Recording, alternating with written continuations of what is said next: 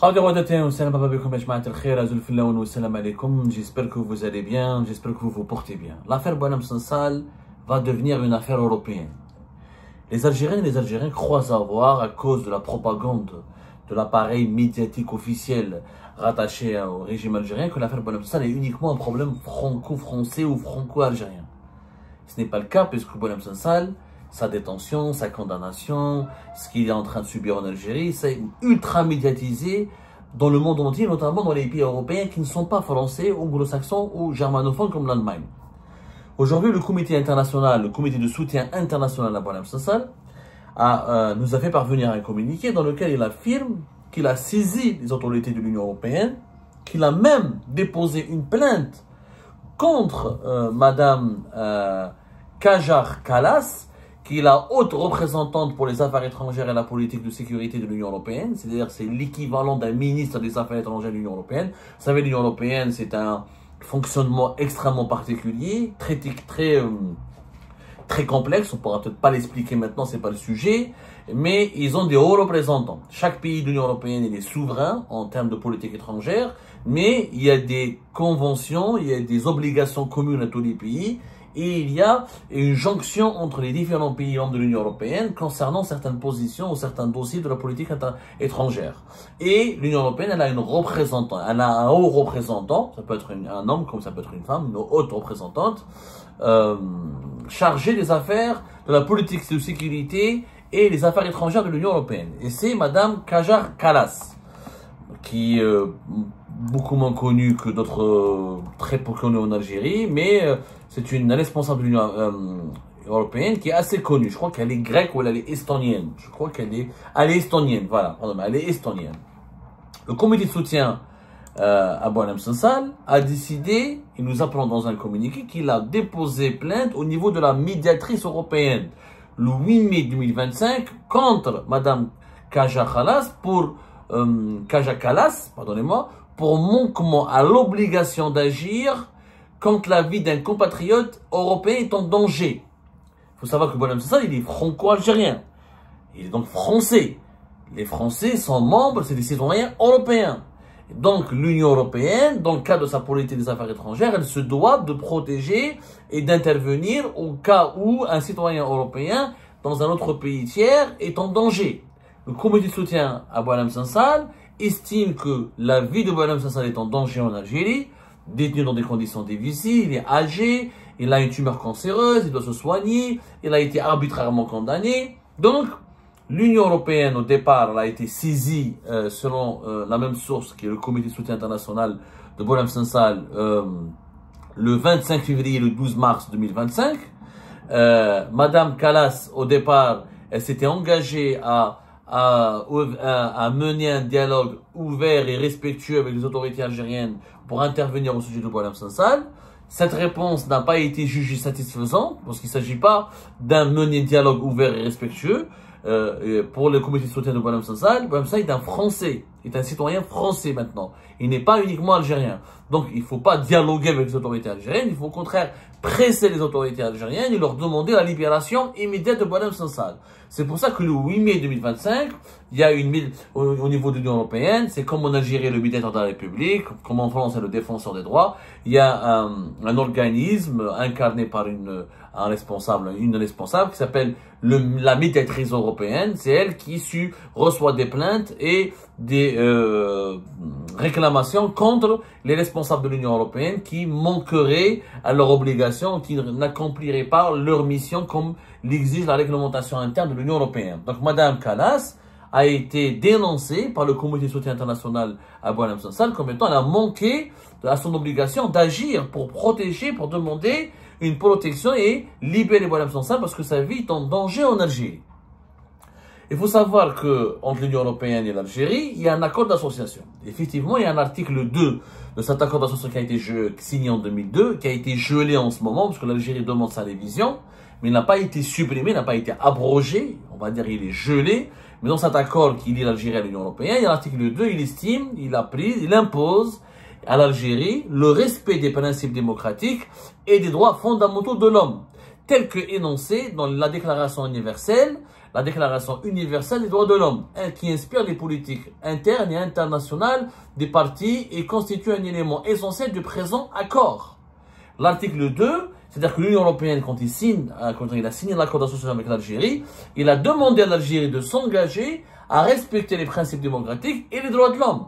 Les droits fondamentaux de l'homme. Les droits fondamentaux de l'homme, on n'emprisonne pas quelqu'un pour une opinion, on ne met pas sa vie en danger pour une opinion, et on n'a pas le droit de le condamner pour un procès, pour une affaire politique. Ce qui est le cas de Boualem Sansal, c'est une affaire politique.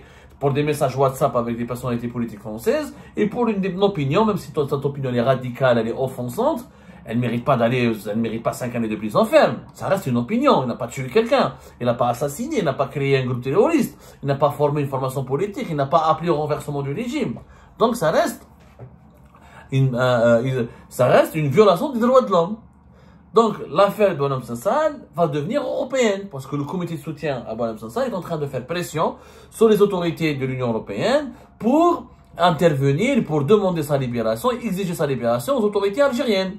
D'ailleurs, le comité de soutien international à Boualem Sansal, il vise la haute représentante pour les affaires étrangères et la politique extérieure de l'Union européenne, Kaja Kallas, et il lui demande d'arrêter d'ignorer le cas de Boualem Sansal. Voilà ce que dit ce communiqué. L'ignorance supposée de Mme Kallas est d'autant plus choquante quand dans sa résolution du 23 janvier 2025, le Parlement européen rappelle à la présidente de l'Union européenne, Ursula von der Leyen, et à Mme Kallas, comme le garantissent les priorités du partenariat Union européenne-Algérie, l'importance que revêt l'état de droit afin de renforcer la liberté d'expression. Il souligne que le renouvellement de cet accord doit se fonder sur la réalisation des progrès constants et substantiels dans les domaines précités et que les futurs versements de fonds de l'Union européenne devraient tous garantir ou tenir compte des progrès accomplis en la matière. C'est-à-dire que les défenseurs et les partisans de Boualem Sansal demandent à l'Union européenne clairement de ne plus coopérer avec l'Algérie, de ne plus verser des fonds de l'argent pour financer des programmes de développement ou des programmes de coopération bilatérale avec l'Algérie, donc Boualem Sansal est emprisonné. Et si, comme Mme Kallas n'a pas fait suffisamment, n'aurait pas fourni, en tout cas selon le comité de soutien international à Boualem Sansal, n'aurait pas fourni les efforts nécessaires pour faire pression sur l'Algérie, sur les autorités algériennes et ses dirigeants, afin d'obtenir la libération de Boualem Sansal, eh bien il y a une plainte, une procédure qui a été enclenchée au niveau de la médiatrice européenne contre Mme Kallas. Donc l'affaire va devenir très sérieuse. L'affaire Boualem Sansal n'est pas une affaire franco-algérienne. Elle va devenir une affaire entre l'Union européenne et l'Algérie. Parce que l'Union européenne ne peut pas ignorer le fait que Boualem Sansal est un Français. Et quand un Européen, qu'il soit français ou estonien ou allemand ou espagnol, quand il est détenu de façon arbitraire à l'étranger, l'Union européenne se doit de se mobiliser pour obtenir sa libération. Donc, l'affaire, elle va devenir compliquée. Comment dirais-je, même le comité de soutien de Boualem Sansal demande au gouvernement français de saisir les autorités européennes afin de stopper le processus de renégociation de l'accord d'association de 2002, conformément à l'article 2, qui conditionne l'application du respect des droits fondamentaux, et ce, en tant que tous les franco-algériens ou français détenus en Algérie ne seront pas rapatriés. Donc, les défenseurs de Boualem Sansal demandent à ce que les négociations entre les autorités de l'Union européenne et l'Algérie sur les renégociations de l'accord d'association avec l'Union européenne et l'Algérie soient stoppées tant que tous les franco-algériens et les Français détenus en Algérie ne soient pas rapatriés. Donc l'affaire Boualem Sansal risque de torpiller parce que voilà, il y a des députés européens qui vont en parler, il y a une résolution, maintenant une plainte contre Kaja Kallas, c'est une pression énorme qui va être exercée sur les autorités de l'Union européenne.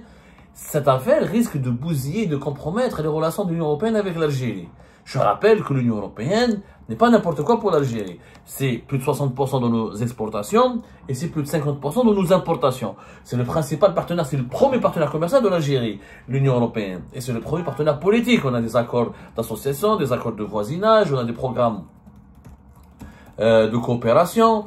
Donc, il y a une révision actuellement de l'accord d'association. Ceci dit, cet accord d'association est toujours en cours de validité.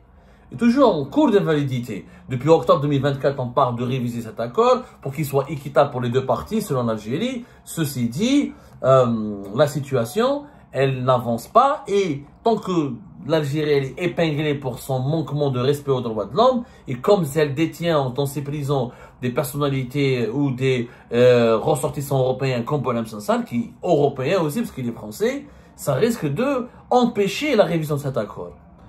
C'est-à-dire qu'aujourd'hui, les pressions vont devenir européennes, elles ne seront pas uniquement françaises, et que ça peut saboter les intérêts de l'Algérie avec l'Union européenne. Donc, en fait, le constat est très simple.